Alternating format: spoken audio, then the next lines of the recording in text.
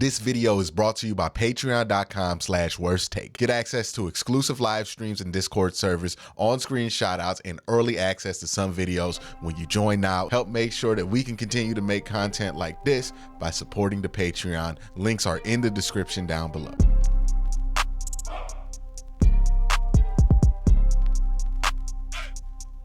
Hey, what's up, and welcome to Hot Takes, the show where I react to the hot takes that you leave in my comment section all week.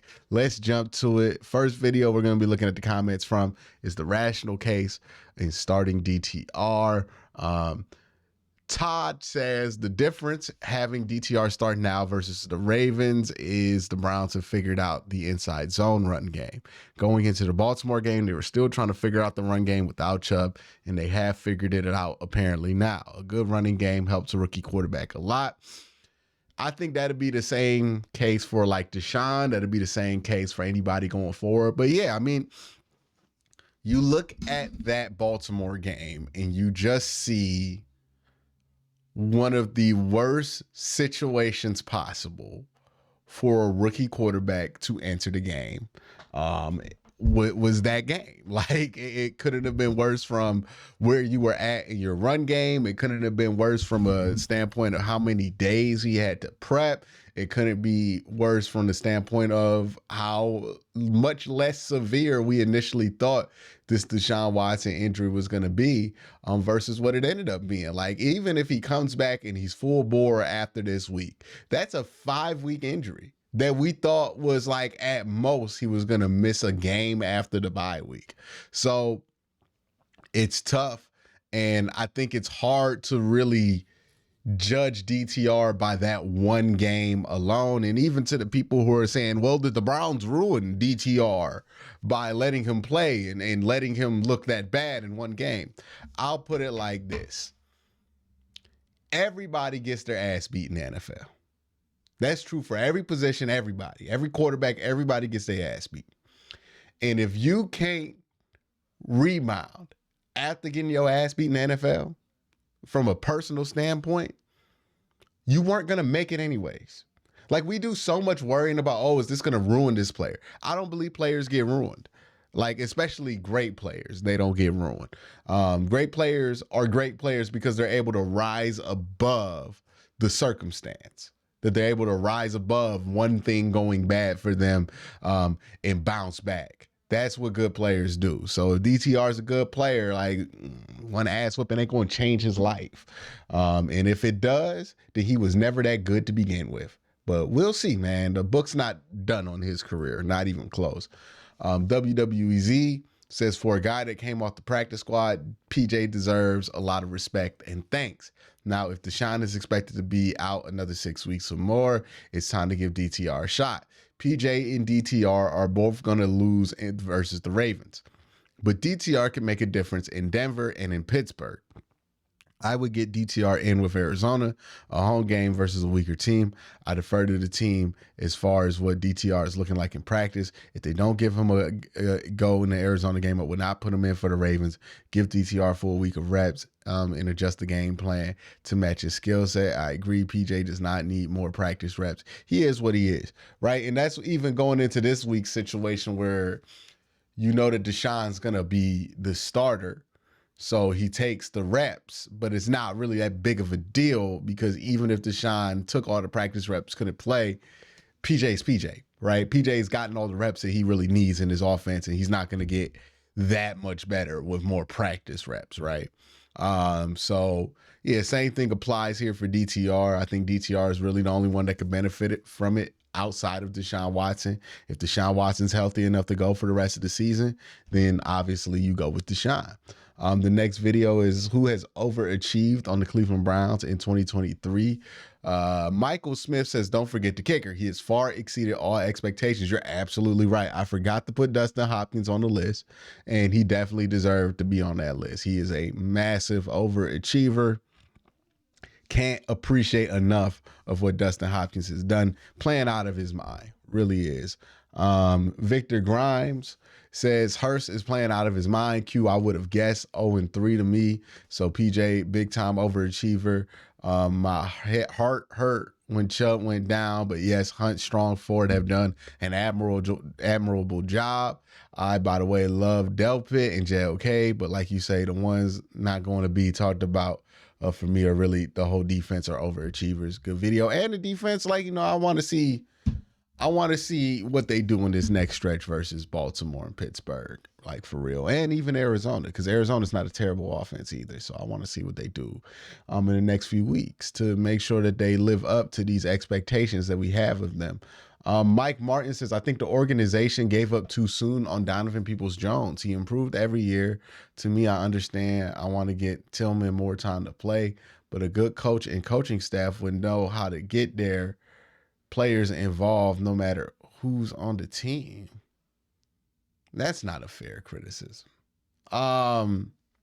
Because there's only so many spots, right? And I don't think they moved off of Donovan Peoples-Jones specifically because of they wanted to give Cedric Tillman a chance. I think it was more or less a future draft compensation calculation. They felt like getting their pick back for DPJ was more worthwhile than having him on the roster. I don't think this was an endorsement of Cedric Tillman or David Bell. I just think that's where they were. And they saw that DPJ in this offense wasn't going to get the production necessary to sign somewhere else and get the Browns a meaningful comp pick back. So this is their way of getting the comp pick for him. I think that's just really what it was. A guy on the last year of his contract, a guy that they didn't really have plans to keep long term. And if they are not going to keep you long term to finish that contract here, they would want a comp pick. If you don't look like you won't get a comp pick, but we can get a draft pick in a trade, that's where they went. I think that's where the thought process was. I don't think Cedric Tillman or David Bell really played into that. Obviously, you feel good about giving those guys chances, given where you drafted them, but I don't think that those were the main factors in why they made this move. But thank you for the question.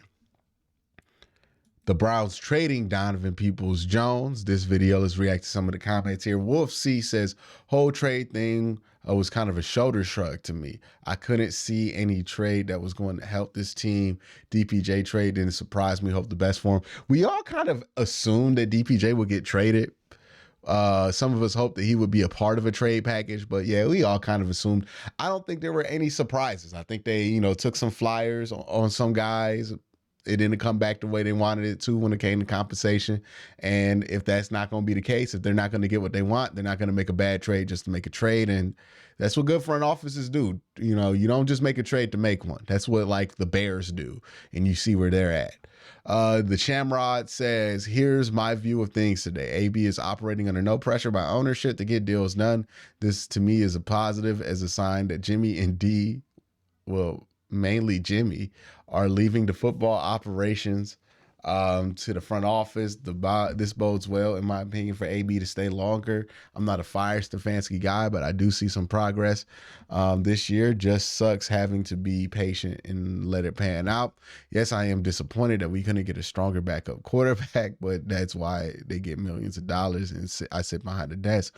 One move I was really hoping was for Ezra Cleveland, just to add some depth to the interior line with Michael Dunn on IR.